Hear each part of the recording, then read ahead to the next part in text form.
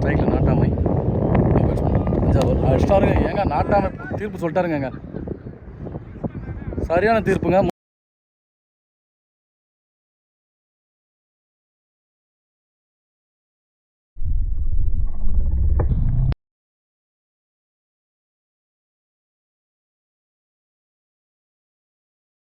முழுத்தோப்பு கொடுத்துருக்காரு தீர்ப்பு. நாட்டாமை ஃபஸ்ட் ரவுண்டில் அடிக்கல.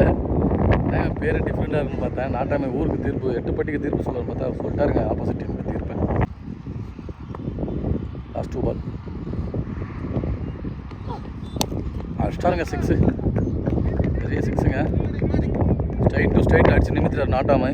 தீர்ப்பை சொல்லிகிட்டே இருக்கிறாருங்க நாட்டாமை.